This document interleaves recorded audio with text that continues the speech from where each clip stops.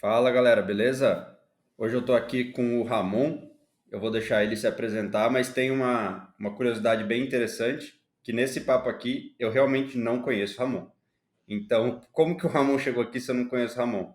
Então, a gente está no mesmo grupo de CTOs no WhatsApp, e aí eu falei desse projeto de vir aqui bater papo, contar a história de pessoas de tecnologia, e o Ramon topou vir aqui conversar comigo. Então, tipo, as minhas perguntas serão todas 100% autênticas, porque realmente eu não conheço o Ramon, e aí eu vou deixar ele se apresentar, falar o que ele faz hoje, e a gente começa esse papo. E aí, Ramon, conta um pouco aí pra galera, quem é você? Sensacional, Felipe. Obrigado pelo convite, obrigado pela oportunidade de participar desse projeto aí incrível, tá? Eu trabalho no mercado de software há mais de 25 anos e durante esse período me dediquei a ajudar empresas nessa jornada de modernização de aplicações, arquitetura de software. Eu comecei muito cedo estudando desenvolvimento de software por conta própria e fui evoluindo, tá? Comecei a ter acesso à internet muito cedo também e estudar muito como desenvolver aplicações para a internet e todos esses contextos que na época que eu trabalhava, imagina, há mais de 25 anos atrás, era algo muito inacessível ainda e muitas pessoas não entendiam, né? E eu evoluí dentro desse conceito e acabei me dedicando muito ajudando em companhias e grandes empresas que faturam mais de 1 bilhão aqui no Brasil, nessa parte de empresas enterprise, né? Você falou que muita gente não entendia. Você acha Uhum. que isso mudou? Você acha que a galera hoje entende o que a gente faz? Nem todo mundo ainda entende como faz, né? E um ponto muito importante dentro desse contexto de aplicação é como desenvolver aplicações para essa realidade, né? Imagina que no passado as empresas desenvolviam aplicações que rodavam num único desktop e hoje as suas aplicações rodam para milhões de pessoas, e eu já falo em bilhões de pessoas, né? Então acho que esse é o grande desafio também, não somente dos clientes que vão usar os serviços, mas dos profissionais de mercado também que precisam entender como criar aplicações cada vez mais resilientes e escaláveis para esse novo contexto. Eu tô falando isso porque eu acho que faz um tempo que isso não acontece, mas talvez é culpa da pandemia, e não porque as pessoas entendem mais. Porque quando eu ia nas casas de parente, antes de pandemia, sempre tinha uma TV quebrada, um rádio que não estava funcionando direito. A galera, ô, você mexe com o computador, acho que você vai arrumar. E tipo, eu sou muito ruim de eletrônica, essas paradas assim, eu não sei nada. Eu falo, eu não consigo te ajudar. E muitas vezes a pessoa achava, pô, cara mala, velho, o cara mexe com o computador o dia inteiro, não consegue arrumar uma TV.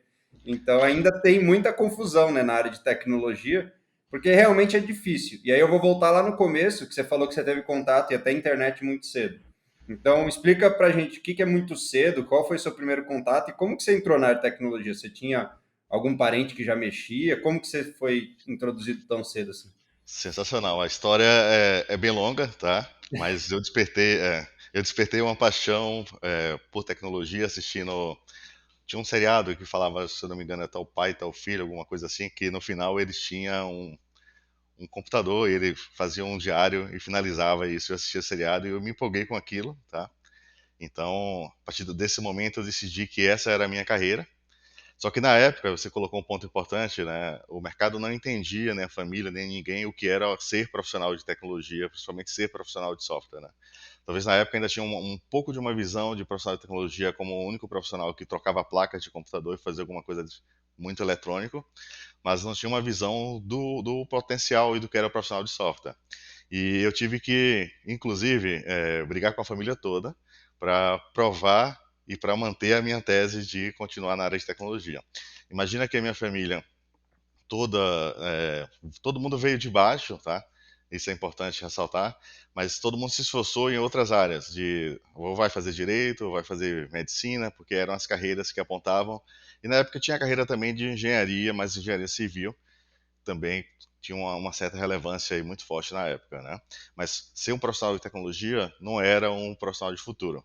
Então, eu tive que brigar com todo mundo, de A a Z, e manter o meu sonho, o meu objetivo, e estou até hoje trabalhando no mercado de software.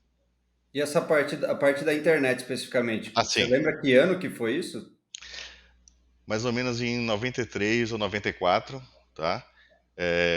Via BBS, que era um acesso que nós tínhamos inicial à internet, e depois começou a surgir a internet por linha de escada, e eu comecei a utilizar. Geralmente a Ah, gente você usou usava. antes da discada. Eu nem sei o que era antes da discada. Tipo, eu Não, comecei na discada.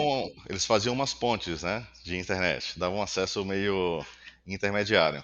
e eu usava por canais acadêmicos também, tá? Então, eu comecei a participar de uma escola de engenharia, depois eu me tornei até professor, de um curso técnico, né? Mas antes disso, eu ia muito para lá para poder me conectar com a internet.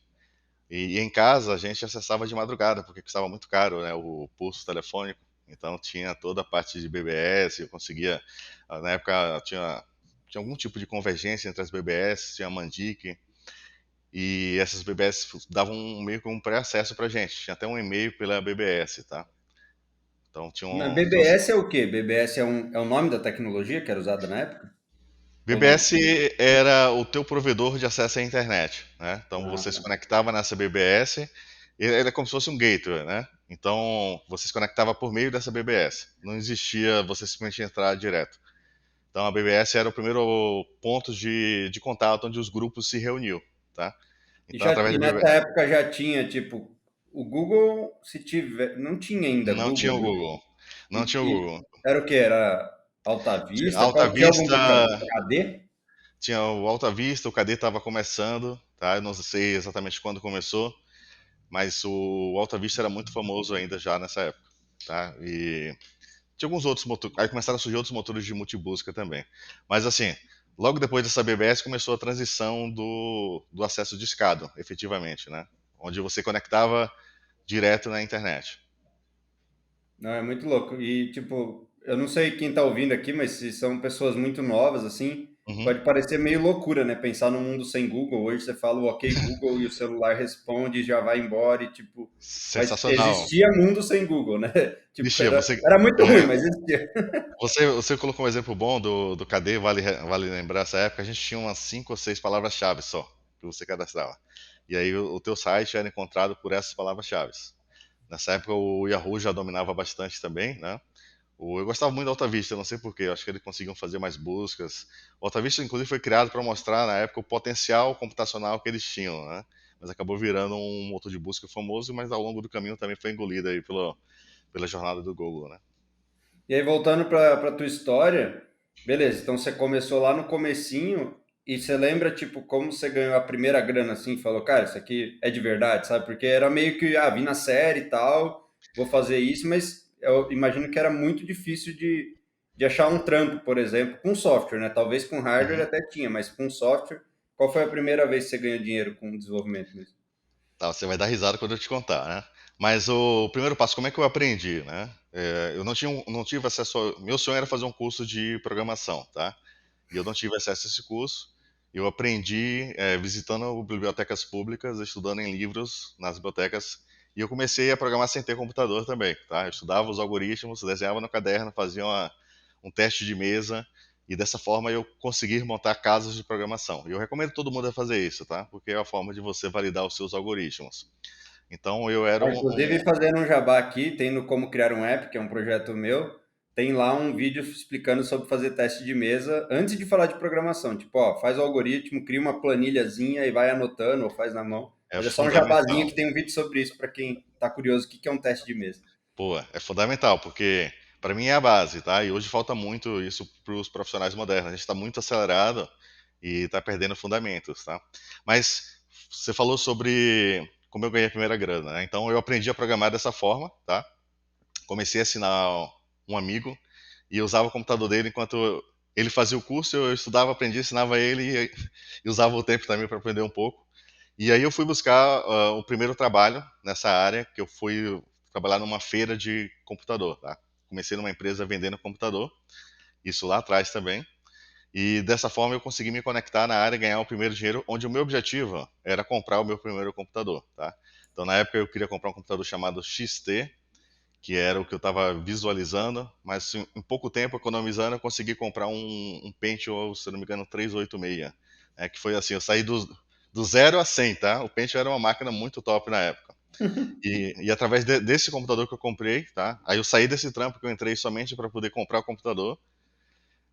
Eu comecei a aprender a desenvolver na prática, efetivamente, e desenvolver um software para locadora e um software para automação comercial. E era o quê? Então, Era Clipper? O que que era esse software? em Visual Basic 3, tá? Eu saí direto do Basic, onde eu comecei, onde eu aprendi o Basic nas bibliotecas, aí comecei a praticar. E depois eu olhei, "Putz, como é que eu persisto essa informação?" Eu tinha uma dificuldade muito grande, no Basic não tinha recurso nenhum praticamente, né? Aí eu tinha a opção do Clipper, que eu estudei um pouquinho, mas não tive uma certa afinidade, e estava começando o Windows 3 alguma coisa, tá? 3.11 talvez. 3.11, isso. E tinha o Visual Basic 3, né? Que para a época era uma ferramenta fantástica e era algo muito novo. As pessoas olhavam para o DOS como a gente olha assim para o mundo lá do passado e olhava para a janelinha do Windows como o futuro, tá? Então, em função disso, como eu aprendi rapidamente e por conta própria também a fazer essas duas aplicações, eu me tornei professor de um curso técnico ensinando Visual Basic 3, né? Mas o Mas daí caminho para ganhar. Pode falar. então, mas você ganhou grana com isso? Você conseguiu vender para. Você falou locador e que mais? Vendi para duas locadoras e para umas duas lojinhas. Na época não tinha automação comercial e tinha alguns softwares já no mercado em Clipper. Tinha um que eu me lembro muito, tinha umas caixinhas da HJ Sistemas, não sei se nem existe mais essa empresa. Então tinha algumas empresinhas que dominavam esse micromercado, tá? Na época. E as empresas estavam sedentas por tecnologia, estavam conseguindo comprar alguns computadores, mas não tinham software, né? Então eu fiz para duas ou três locadoras do meu bairro, vendi para uma loja do bairro e para um outro conjunto de lojas. E o legal é o seguinte, olha, eu imprimia um mini folder numa impressora LX300, que é uma impressora que sumiu do mercado, mas é uma impressora fantástica, praticamente custo quase zero de impressão, só o barulho que era pesado, e fui na rua vender, e consegui vender, tá? Então, ganhei um dinheirinho, assim, com software desenvolvido dessa forma. Eu queria entender um pouco mais. Eu ia perguntar justamente sobre vendas, você já foi para esse caminho, que Uhum, vendas e negócios e, tipo, essa parte de como chegar no cliente é um assunto que eu gosto bastante. E hoje uhum, mudou muito, né? Mas eu queria entender primeiro como que era lá. Tipo, você tinha conhecimento de venda ou era uma venda, tipo, muito mal feita? Hoje, com a tua experiência, fala, putz, eu vendia muito mal, só que o mercado não tinha nada, e talvez era por isso. Porque eu vejo hoje que tem essas ideias de MVP e tudo mais, e eu gosto bastante delas, mas ao mesmo tempo o mercado hoje é muito sofisticado, né? Então, você também tentar fazer uma venda de uma forma muito, muito simplória, talvez você não consiga emplacar um bom produto, porque o mercado hoje já não aceita qualquer coisa, né? Eu sempre uhum, falo do exemplo do Uber também. O uhum, Uber hoje é um aplicativo que está na mão de quase todo mundo, e é um aplicativo super complexo, super dinâmico, carrinho uhum, mexendo, e aí você fala, vou fazer um MVP que é só um formulário, sabe? Pode ser que dê uhum, certo? Pode. Mas é difícil, porque o usuário tem uma expectativa muito alta quando você fala de aplicações e usar no celular. uhum. Mas aí da parte de venda, assim, hoje olhando para trás, você fala, putz, eu era um péssimo vendedor? Ou você acha que você já tinha alguma skill, assim, você conseguiu realmente fazer uma boa venda? Eu não era um vendedor porque não tinha uma experiência, tá? É importante ressaltar, estamos falando de mais de 25 anos atrás, né? Meu primeiro experiência de venda formalmente foi vender nesse primeiro emprego que eu consegui, tá? Que era venda de computadores, essas coisas. Mas, assim, se eu falar vendas na sua vida, venda está na minha vida, tá? Meus pais tinham loja, meu avô tinha loja, então eu sempre tive um background de estar próximo, falando com isso, mesmo sem estar percebendo, tá? A gente acaba tendo essa relação da importância do cliente, de como conversar, mas obviamente, assim, lá atrás eu era um modelo muito inexperiente. Porém, tinha uma necessidade grande do mercado e eu sempre fui bom de conversar sobre essa necessidade do cliente versus o problema que eu estava resolvendo, tá? Então eu creio que isso também ajudou bastante. Naturalmente, eu acabei entrando muito nessa área sendo um executivo, fundei algumas empresas ao longo do caminho e sempre estou associado à venda, né? Porque é uma coisa que eu falo também para o profissional de software hoje, a gente acaba sendo muito deep tech, né? E esquece de vender. E o profissional que vende, ele não escala, tá? Seja vender para o próprio time, tá? Porque você precisa vender a todo momento. Precisa trazer uma ideia interna, uma proposta de tecnologia, você precisa vender em todos os níveis de uma companhia que você trabalha e no mercado, né? E essa aproximação do profissional hoje com o cliente é fundamental. Você colocou um ponto importante, só complementando, o cliente evoluiu muito, tá? Demais. Então, lá no passado, a gente fazia uma tela com um botão, o cliente ficava hiper satisfeito, tá? Era assim que funcionava. E eu conheço essa história muito bem, como poucos no Brasil, porque eu estive dedicado a isso e interagindo com empresas que estavam fazendo isso também, tá? E passando por as mesmas dificuldades. Então, uma grande vantagem de muito longos anos que eu passei, pelo menos nos últimos 15 anos, na parte consultiva, porque eu estava convivendo com empresas com essas dificuldades, né, e com as suas histórias, com suas culturas, e ajudando a fazer essa transição. Então eu brinco até que eu tenho mais de 100 anos de experiência em projetos de software, porque cada cliente desse tem uma cultura, uma experiência rica e valiosa que a gente aprende com os erros, com os acertos sempre, né? E esse ponto de o cliente mudou, eu concordo com você plenamente. Eu defendo isso todos os dias, tá? Um formuláriozinho não funciona mais e o Uber também não é um botãozinho, né? As duas coisas que a gente tem que educar as pessoas, né? Eu quero fazer um softwarezinho, um MVP, tipo Uber, com um botão, né? E as pessoas não imaginam do back-end que existe para tornar essa operação pelo tamanho que é, né? Você falou que você deu aula, né? E aí, Uhum. tipo, isso provavelmente lá na época porque você era um dos únicos na tua cidade. Que cidade que você morava? Que você tá contando Em essa história? Salvador, em Salvador. Salvador. Beleza. Então, tipo, beleza, a gente está vendo hoje que a gente tem um movimento muito forte de migração para tecnologia. E Uhum, aí você acompanhando, vendo lá atrás como era e como é hoje, né? uhum, Você falou, pô, estudava indo na biblioteca. Eu também, na minha época, já tinha algumas ferramentas um pouco mais digitais, mas a forma primária mesmo de aprender era em livro, né? Eu uhum. imprimia livro, muitas vezes até pirateado, porque não tinha dinheiro para comprar. Então, tipo, um puta calhamaça assim de livro. Eu lembro de um de Java que eu até brincava com a minha namorada na época, que agora é minha esposa. Eu falava, isso aqui que vai dar o nosso sustento, que era o livro da certificação de Java, e depois fui arquiteto Java por muitos anos. Então, assim, era livro a nossa principal fonte de consumo. Hoje a gente sabe que a maioria das pessoas prefere vídeo, audiobook e outros formatos. Então, Perfeito. assim, nesse processo de transformação lá de quando você dava aula, eu acho que a minha pergunta é assim, o que você acha que era muito bom lá atrás, que talvez a gente perdeu hoje, ou, tipo, não tinha nada que a gente podia aproveitar, assim, uma reflexão mesmo, porque mudou muito, né? A forma. Eu vejo hoje, eu fiz uns 7 anos atrás um curso nos Estados Unidos, e aí, tipo, a galera, por exemplo, o professor usava a lousa, a galera tirava o celular e tirava foto, sabe? E, tipo, na Uhum. minha cabeça, quando eu vi a primeira vez, eu falei, nossa, eu nunca teria essa ideia.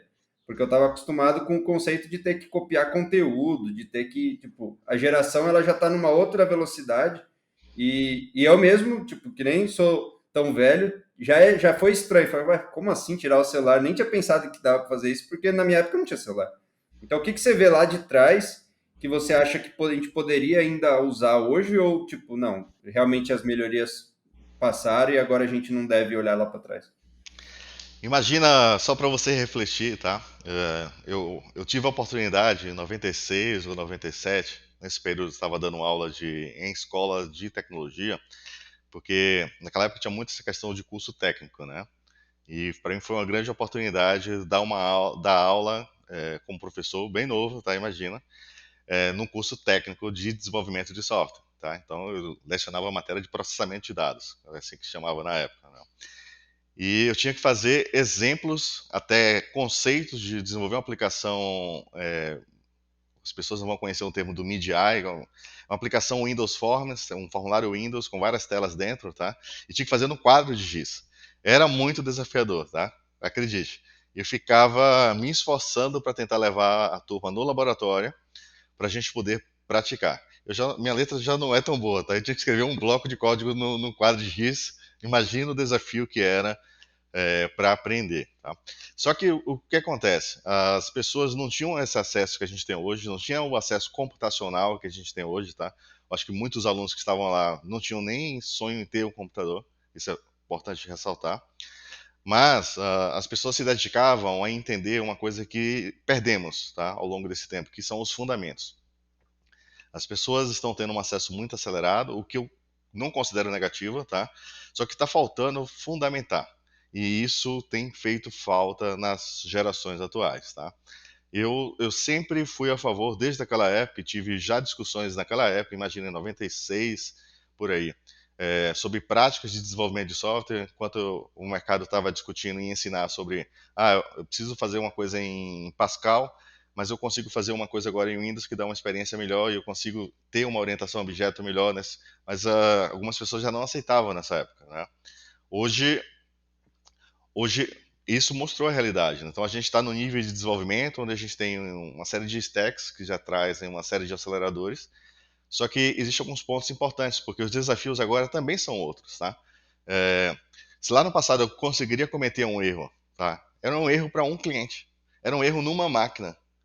Hoje, se eu comento um erro, é uma estrutura computacional gigantesca que eu vou afetar milhares de pessoas. Então, a gente tem uma série de aceleradores que nos colocam na frente no desenvolvimento de aplicações. Ao mesmo tempo, a gente tem um desafio tecnológico, a gente tem um desafio de concorrência de mercado muito grande. Então, a nossa chance de errar agora é menor, apesar da gente ter um poder computacional muito grande. As pessoas têm hoje um dispositivo que é 100 vezes maior do que o computador que eu tinha quando eu comecei.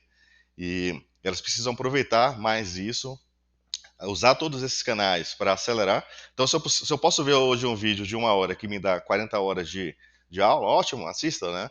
Mas coloque em prática, viva experiências. O que está faltando muito hoje, tá, eu vejo nessa geração nova. Todo mundo tem vontade de fazer, mas está esquecendo que tem alguns estágios no desenvolvimento de software que você precisa praticar. E praticar não é simplesmente você fazer um exemplo que o professor está falando ou que você copiou da internet. É analisar o que, que aquilo faz e viver essa experiência, porque às vezes você está com um objetivo assim, isso funciona aqui agora no meu exemplo, só que quando você coloca no ambiente produtivo, coloca um teste de carga, coloca um tráfego de usuários diferentes, o comportamento é completamente outro, né? E é isso que tem feito muita dificuldade nos grandes projetos de software. Eu me considero bem privilegiado, porque na época de faculdade eu pude só estudar, pelo menos nos primeiro e segundo ano, depois comecei a fazer estágio e tal, mas eu consegui só estudar. Eu tinha uma mesada que era de R$ 120 por mês, e era o que eu tinha para viver. Já não era muito dinheiro, hoje eu acho que não dá para viver não, mas já era bem pouco dinheiro nessa época, e era o que eu tinha. Então, mas eu conseguia estudar, eu tinha a casa dos meus pais para morar, então eu não tinha praticamente nenhum custo. Então era dinheiro suficiente para viver. E aí, por que eu estou falando disso? Por causa dos fundamentos. Então, enquanto eu estava na faculdade, por mais que tinham algumas disciplinas que eu achava que elas poderiam ser lecionadas de uma forma mais efetiva, eu ficava na sala estudando outras matérias. Então, pô, essa aula está muito enrolada, eu ia estudando outras coisas e com isso, eu me apaixonei pelo mundo do desenvolvimento e comecei a participar de competições de programação. Que aí, tipo, que eu acho que essas coisas se conectam. Então, como eu participava de maratona, eu literalmente programava muito mais de 8 horas por dia. E eu fiz isso por, sei lá, 3 anos, 4 anos. Então, que aí é o que você falou das experiências, né? O meu nível de exposição foi muito maior do que a média dos programadores nos 5, 6 primeiros anos de experiência e resolvendo problemas reais, né? Porque a maratona, por mais que são problemas fictícios que foram criados ali, mas computacionalmente eles são todos reais, né? A gente está falando de conceitos que você vai usar depois muito na sua carreira. Então isso é bem legal também, tipo, para a galera que, pô, beleza, o Ramon falou de praticar os conceitos, mas como eu pratico? Até hoje existem essas plataformas de programação de Uhum. competição, e por mais que você fale, pô, mas é um problema fictício, ele está falando do caixeiro viajante, ele está falando de otimização da mochila, então tem uma série de problemas, mas na prática depois você vai ver vários problemas similares, onde a teoria vai ter uma aplicação prática, e hoje em dia realmente é muito raro alguém que tenha esse tipo de conhecimento. Hoje a gente tem um movimento diferente, né, de cursos profissionalizantes, mas com o nome de bootcamp ou com o nome de upskilling, Uhum. então a gente tem várias formas diferentes, mas é a mesma coisa, né? Só que num Sim. formato muito acelerado. Até porque hoje as redes sociais e tudo que a gente consome acelerou muito e fica um gap no meio do caminho. Então, muita gente sabe já o último framework, mas não faz ideia de como aquele framework implementa as coisas. E eu não sou adepto da teoria de tem que estudar tudo e entender tudo antes de começar a fazer, mas eu acho que praticar um pouco alguns conceitos básicos, entender muito bem estrutura de dados, é um diferencial muito grande. Eu vi muita gente muito boa de fazer coisas básicas, mas que realmente travava em fazer coisas mais difíceis. E no final do dia, o que vai diferenciar um desenvolvedor mediano para um desenvolvedor acima da média vai ser na hora do problema difícil. Porque as tarefas fáceis todo mundo vai fazer. E quem fez um processo muito acelerado, que é bom, eu acho que é legal prover acesso muito rápido e as pessoas conseguirem se educar muito rápido, é só tomar esse cuidado, né? De tipo, mas calma aí, deixa eu tentar entender um pouco o que está acontecendo, para que eu não fique sempre travado quando a coisa complica um pouco. Então, acho que essa parte, assim, é uma coisa que antigamente não tinha outro caminho, né? Não tinha o caminho acelerado, era mais Uhum, lento mesmo. Pô, uhum. você ia ter que ler um livro, sabe? Não dava para acelerar o livro, não dava para pular. Tipo, você tinha que ler, você tinha que ver aquela sequência, era muito estruturadinho. Hoje em dia você consegue já começar num curso lá na frente.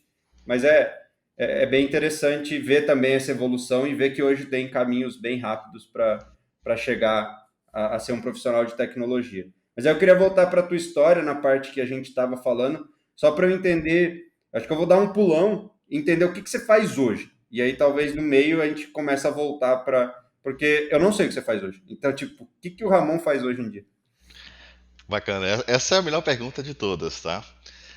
Hoje eu lidero uma companhia chamada DevPrime. Através da DevPrime, a gente provê uma série de estratégias de arquitetura de software, engenharia de aplicação, para ajudar empresas e profissionais, engenheiros de software, a acelerar o desenvolvimento de produtos digitais. O que é isso na prática agora, né? Nós fornecemos tecnologia para outras pessoas desenvolverem tecnologia, tá? Então, são um conjunto de práticas e aceleradores. Por exemplo, para você desenvolver o seu primeiro microservice Cloud Native com todas as práticas de sistemas distribuídos, resiliência, tolerância à falha, padrões de arquitetura em 30 minutos, tá? Então, isso faz parte dos nossos produtos que a gente oferece dentro da plataforma DevPrime. E dessa forma a gente tem ajudado grandes empresas, pequenas empresas, a romper esse gap tecnológico. Porque as empresas, como você pontuou, desenvolvem só um formuláriozinho, só que esse formuláriozinho, eu acho que ele não atende nem mais o MVP. E para você atender uma experiência de cliente, você precisa atender uma série de fundamentos nos projetos de software, e com o DevPrime a gente consegue atender esses fundamentos e dar meio que uma roupa do Homem de Ferro para as pessoas que vão trabalhar nos projetos, para que elas tenham essas habilidades, consigam fazer um onboard mais rápido nos projetos, consigam padronizar, consigam alterar esses projetos, consigam evoluir os projetos, tá? Consigam colocar esses projetos dentro do ambiente de cloud, tendo a melhor eficiência computacional e, de novo, quando vai evoluir o software, você tem um software padronizado, testável, com manutenção, para atender o desenvolvimento das aplicações. Então, esse é o Mas, meu dia a dia. mas o teu entregável hoje na Dev Prime é uma consultoria ou é um produto de código mesmo? O que você entrega para a empresa que te contrata? Perfeito. A gente tem uma espécie de um stack, tá? Que contempla tanto comportamentos que estão dentro do stack, que implementam, por exemplo, observabilidade automática para o desenvolvimento de software, fazem retry, circuit break, tem um projeto completo de arquitetura. Então, quando você vai iniciar um novo projeto, você vai entrar no stack do DevPrime, tem um CLI, e vai dar um DPNU, vai botar o nome do seu microservice que você vai desenvolver. A gente tem uma série de aceleradores que a gente constrói esse microservice para o desenvolvedor, tá? Com todas as práticas de desenvolvimento já incorporadas, com separação de responsabilidade, com desacoplamento. E dessa forma, já tem um projeto de testes também associados. E aí, junto com isso, tem um stack que tem esses comportamentos inteligentes, que envolve integração com segurança, parte de observabilidade, a parte de persistência, uma série de camadas que suportam essa operação de um microservice, por exemplo. Quando você escreve uma regra de negócio, a gente tem aceleradores que vão implementar uma série de processos que o time tem que implementar. Tá? Então, são rotinas comuns do time de desenvolvimento.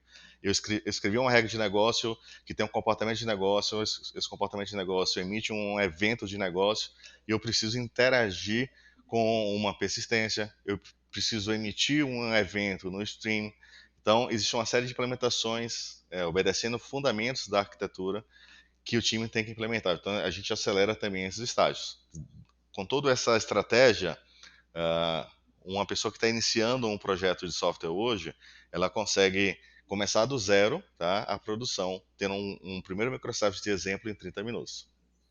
E para a galera que, tipo, tá ouvindo isso e quer... E aqui não é nem jabá, não, é porque eu quero entender Uhum, mesmo a história e quero saber como que funciona. Eu já vi você postando algumas vezes lá no grupo sobre o Dev Prime uhum, e eu sempre tinha essas dúvidas, então aqui é o momento de eu tirar. sensacional. Para a galera que quer aprender isso, tipo, tem também um modo não empresarial, sei lá, eu quero só testar e ver como que é, porque Sim, me sim. parece que é como se fosse... Eu era CEO do Meteor, né, no Meteor Uhum, JS, e lá a gente tem um conceito no Meteor que é de skeleton, né? Então você consegue criar um projeto, eu quero um projeto com TypeScript, eu quero um projeto com Tailwind. Então você consegue criar meio que esse esqueleto e aí é como se fosse uma arquitetura, né, de exemplo para você seguir. Me parece que o Dev Prime é uma coisa mais avançada, mas meio que com essa ideia de dar um quick start e que isso se mantenha ao longo do tempo para você ter essa arquitetura de forma operacional. E fácil, né? Então, tipo, tem como que faz para aprender, mesmo que a minha empresa não vai contratar. Eu sou um dev e eu quero, tipo, deixa eu ver o que esses caras estão propondo como arquitetura.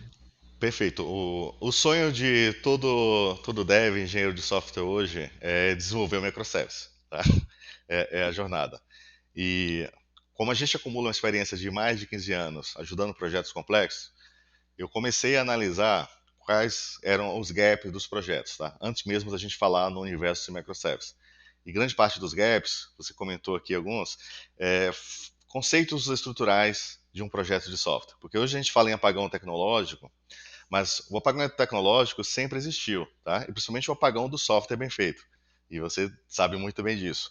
Não adianta você montar um squad com 100, com 1000 pessoas, que você vai ter uma operação caótica e todo o seu investimento vai paralisar uma empresa. E é dessa forma que grandes empresas, grandes startups estão paralisadas aí mesmo tendo grandes investimentos. Por quê? O grande gap é em como construir o software. Com o DevPrime a gente avança esses estágios e oferece um projeto estruturado para atender essa questão. Como é que a pessoa consegue iniciar? Tem uma assinatura gratuita de developer, que ela vai ativar essa licença de developer, vai instalar o CLI do DevPrime, seja no Windows, Linux ou Mac, tá? E a partir desse CLI, ela cria os projetos para ela começar a desenvolver. Então, ela consegue começar gratuitamente. Ela tem um treinamento gratuito que ela pode fazer agora também lá no nosso Academy e ter uma imersão profunda no desenvolvimento de microservices usando os nossos aceleradores, tá? Tem a documentação também de suporte. Dessa forma, ela consegue construir o primeiro microservice agora, enquanto nos escuta, tá? E esse é o desafio que eu faço. E fazer um deployment, seja no AWS, seja no Azure, seja no Google Cloud, no Oracle Cloud, seja no Docker local, seja no ambiente local, seja no Kubernetes, onde ela tiver um ambiente Cloud Native, ela consegue fazer o deployment das aplicações. A gente dá todo o suporte no produto, é um produto de engenharia, tá? Imagina que vou fazer um comparativo para as pessoas materializarem. Todo prédio que você constrói, 30% do investimento desse prédio está invisível, é na fundação do prédio, tá? E isso tem um histórico muito parecido com projetos de software. Se você não tem um projeto de arquitetura estruturado, você pode investir o que você quiser, tá? O teu investimento vai entrar numa linha de declínio, o teu débito técnico vai ser interminável, o retrabalho vai ser gigantesco, a tua incapacidade de evoluir vai drenar a inovação de qualquer organização, tá? E isso afeta hoje empresas no mercado de todos os tamanhos e principalmente as startups, porque o teu budget é limitado, o teu tempo de inovar tem que ser cada vez mais rápido e você enfrenta essa limitação tecnológica, tá? Então a gente ajuda justamente nessa questão, oferecendo esses aceleradores para que o teu time tenha por trás um apoio de arquitetura e esse apoio de arquitetura ele é evolutivo, tá? Enquanto você está construindo negócio, a gente também está fazendo deliveries atualizados de práticas de desenvolvimento que são incorporadas pelos componentes que fazem parte do stack. Então, a estratégia ela é atualizável, ela é projetada seguindo alguns fundamentos também de desacoplamento, é uma arquitetura hexagonal, onde você tem cada responsabilidade técnica definida e quem está trabalhando dentro desse contexto já sai do zero a 1000%, tá? Porque você vai entrar numa abordagem que vai te obrigar a discutir fundamentos de desenvolvimento de software, que vai te colocar convivendo com abordagens de Event-Driven Architecture também. Então, todas as aplicações são orientadas a eventos, seja eventos internos, teu código é padronizado em Domain Driven Design, que é outro padrão de mercado. Então, existe uma série de conceitos que você acaba convivendo e vai evoluindo o teu conhecimento técnico, porque você está vendo na prática como tem que funcionar, tá? Então, isso habilita também uma experiência de maturidade para todos que estão participando. Eu acho que é legal aí para quem está ouvindo e está interessado é realmente testar, porque por Uhum. mais que você não queira usar na sua empresa, você pode só usar de atalho para aprender as coisas que o Ramon e a equipe dele aprenderam ao longo desses anos, né? Então, eu acho que eu não quero, mas deixa eu ver como que é, e aí eu consigo pelo menos aprender, porque eu acho que o aprendizado aí que é o grande segredo, né? O que está por baixo ali. Mas enfim, acho que é bem legal. A gente até ficou um pouco off-topic aqui, mas eu acho que é uma coisa que tem a ver, porque a gente está querendo inspirar pessoas a entrar no mundo de tecnologia. e a DevPrime pode dar esse start aí para, pô, eu já estudei um pouco, mas estou meio perdido. O que são boas práticas? Então, acho que serve como atalho, e depois, se você gostar, você pode querer adotar no seu projeto, ou pelo menos você consegue sugar um pouco de conhecimento. Eu sempre falo de usar as pessoas, mas de uma forma positiva, né? Porque hoje em dia é visto isso, esse termo, eu vou usar pessoas como uma coisa ruim, Uhum, mas você pode fazer isso de uma forma positiva, você não está causando nenhum prejuízo. Você pode trocar conhecimento, nesse caso não é uma pessoa, né, é uma tecnologia, mas você pode uhum. ir ali para entender como que eles fazem, quais as decisões que eles tomaram. Então, acho que isso é bem legal. E aí eu queria fazer uma pergunta para o Ramon, mais um pouco pessoal, assim, porque eu tenho um assunto que eu gosto bastante, que é o Simon Sinek, que fala bastante disso, que ele fala do comece com o porquê, ou ele tem um livro famoso sobre isso. E aí eu queria saber o que é o porquê do Ramon, por que o Ramon acorda todo dia e trabalha com tecnologia, ou se quiser falar também fora do mundo do trabalho, mas por que você acorda todo dia e tipo, e aí, o que eu vou fazer? O que te motiva na hora que você acorda? O que me motiva na minha carreira que eu escolhi, a carreira de software, tá? É a possibilidade de impactar o dia a dia das pessoas, tá? Quando eu comecei, a gente não tinha a visão dessa grandeza do nosso potencial, como a gente tem hoje num ambiente de ampla conectividade, ampla acessibilidade tecnológica. Mas eu já tinha uma visão que a gente conseguia construir coisas transformadoras, tá? Baseado no meu mini ecossistema que eu estou falando para você. É uma locadora do meu bairro que eu estava ajudando, era uma mini lojinha que eu estava ajudando. Para você ter ideia, eu tinha um cliente dessa área comercial, que foi um dos meus primeiros clientes, que ele calculava, sabe, um bloquinho de pão, que as vendas das pessoas, e ele pagava contando milhares de bloquinhos das vendedoras no mês, né? E eu fiz um processo para automatizar isso, tá? Era uma aplicação em VB3 e persistia no banco de dados que você talvez não conheça, que chama-se Access 2.0, tá? Então era um banco de dados que a gente tinha. E assim, impressionante, como eu ficava impressionado como o cliente é, amava essa aplicação e para mim era algo muito simples. Ele cadastrava as comissões e eu simplesmente calculava e gerava um relatóriozinho para pagar as comissões do mês, tá? Olha para isso. E eu passei, eu digo para você, naquela época, estou voltando agora há muitos anos, eu ficava pensando, nossa, como é que esse cara gosta tanto de uma coisa tão simples que eu fiz, né? E aquilo se tornou um item essencial para o cliente, porque ele não conseguia mais calcular, ele tinha várias lojinhas pequenas, ele não conseguia mais calcular a comissão das pessoas sem essa ferramenta que eu fiz, que basicamente é um formulário que consolidava os processos e calculava as comissões, né? Então, isso era o potencial que eu começava a ver que a gente poderia impactar as pessoas. E é isso que me motiva, tá? Eu comecei a minha carreira profissional do zero, com R$ 20. Lembra que eu falei para você que eu tive que brigar com a família toda, e isso é sério, tá? Então, eu comecei por uma oportunidade que eu tive de participar tomar cota de uma prova de vestibular. Na época pagavam, eu fui fiscal de uma prova e ganhei R$ 20, comecei, e a partir dali eu fui buscar um emprego efetivo para comprar um computador, tá? E poder trabalhar. E dali eu não parei mais, tá? Então eu sempre fui um modelo autodidata, trabalhando sozinho, é, ajudando muito outras pessoas e recebendo muita ajuda, tá? Isso é muito importante. Eu sempre aprendi para ensinar as outras pessoas. Eu te falei de professor, mas ao longo de todos esses anos, eu sempre estive próximo das comunidades de desenvolvimento de software, compartilhando experiências. Eu sou organizador do maior evento de desenvolvimento de software na plataforma Microsoft, na América Latina, além de participar de outros eventos nas minhas comunidades locais, tá? Visitando universidades, palestrando, escrevendo livros, participando de podcasts, gravando os vídeos. O que você imaginar, eu estou envolvido, porque para mim é sempre um prazer. É o que me motiva, tá? Muitas vezes, lá no passado, eu arrancava o meu desktop, aquele que eu comprei com o maior trabalho, e ia palestrar numa faculdade, tá? E a memória parava de funcionar, eu tinha que tirar, apertar antes da palestra. Então, assim, eu sempre fui assim, tá? E sou assim até hoje, do mesmo jeito, porque eu vejo o quanto a gente consegue fazer diferença na vida das pessoas, e eu continuo ajudando outras pessoas, direta ou indiretamente, a mudar a vida delas. E o que é que eu peço em troca? Que elas ajudem outras pessoas ao redor. E a gente começa a formar um grande ecossistema, e vocês estão vendo hoje o quanto a tecnologia é importante globalmente, tá? Não mais uma questão local. Então hoje você consegue efetivamente trabalhar para qualquer lugar ou de qualquer lugar, tá? E a gente consegue exportar tecnologia. Só puxando um pouco da discussão do DevPrime, eu já tinha uma companhia anterior, tá? E essa companhia a gente ajudava projetos complexos em empresas que faturavam mais de 1 bilhão aqui no Brasil, mas o DevPrime dentro dessa companhia era uma oferta consultiva. E nos últimos 3 anos eu investi na alavancagem dessa outra empresa, que é a DevPrime Efetiva, justamente para ser uma empresa global, tá?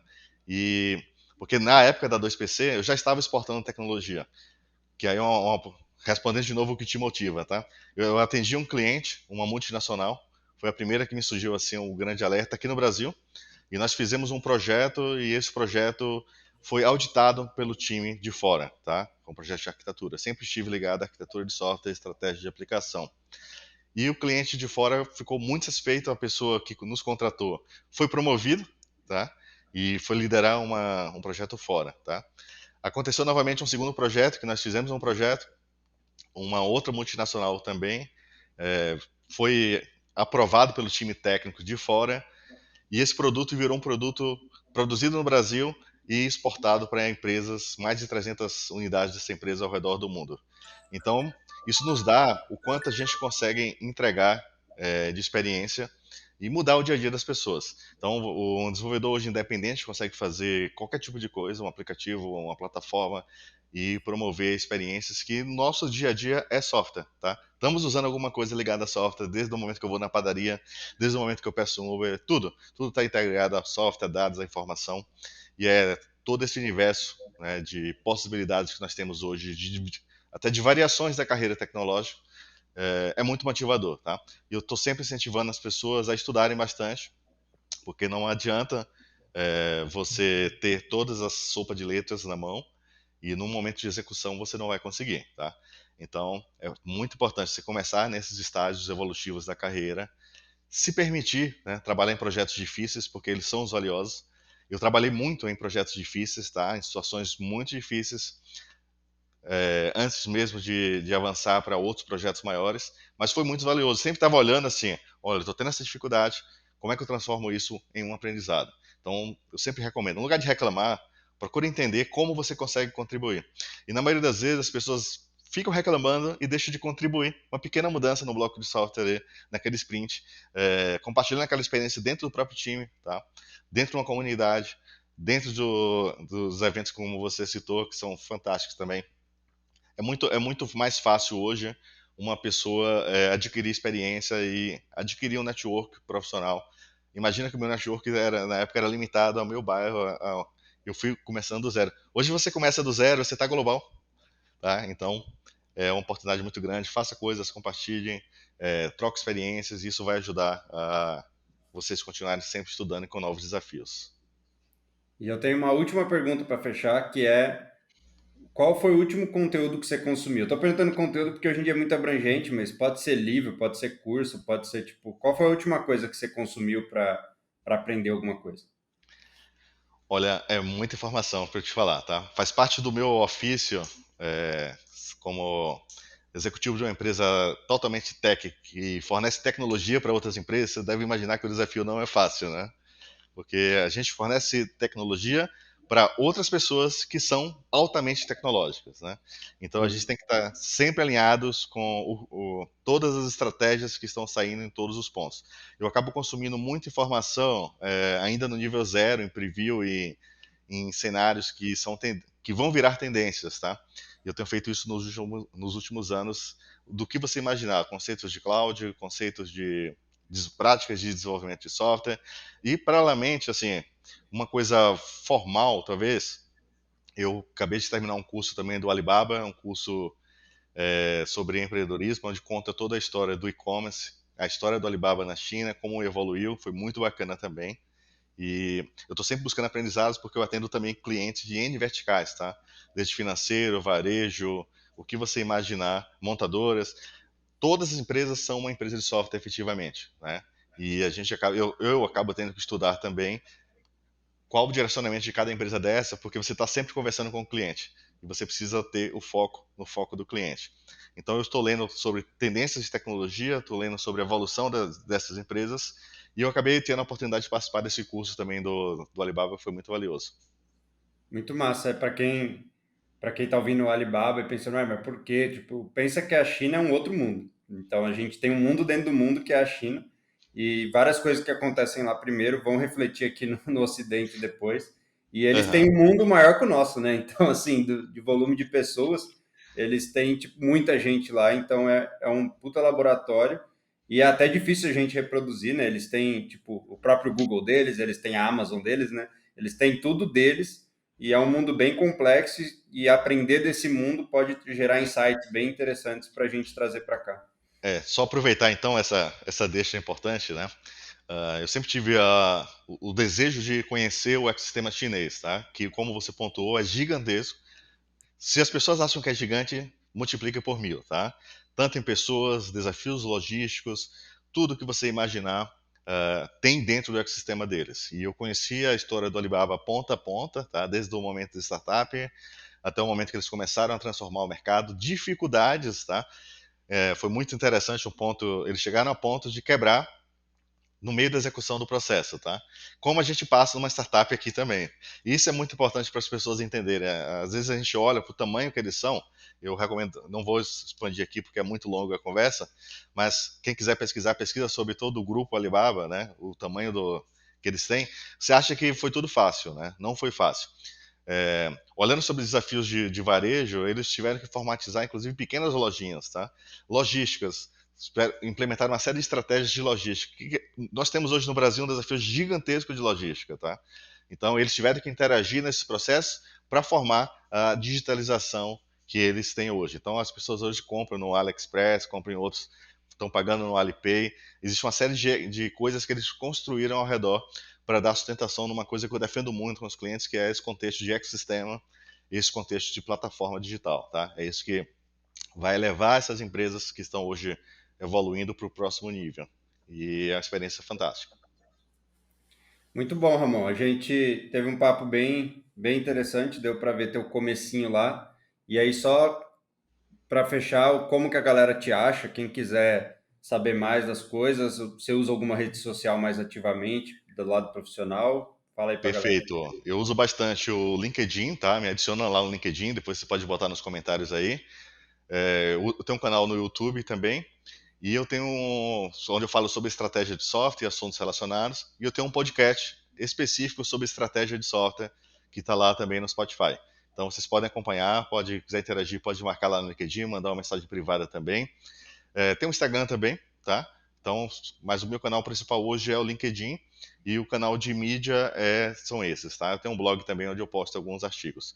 Eu estou sempre conversando hoje e provocando sobre estratégia de desenvolvimento de software. É um assunto que é a minha profissão principal hoje, porque eu ajudo contexto de estratégia para grandes projetos. Eu gosto de compartilhar o que funciona, o que não funciona, para as pessoas refletirem, né? Porque as pessoas precisam viver experiências do mundo real para evitar de ter os mesmos problemas.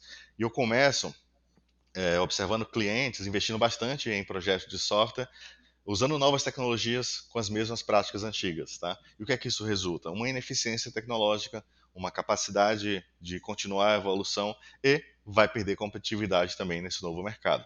E é nisso que a gente tem que contribuir. Eu sempre provoco as pessoas a serem agentes de transformação.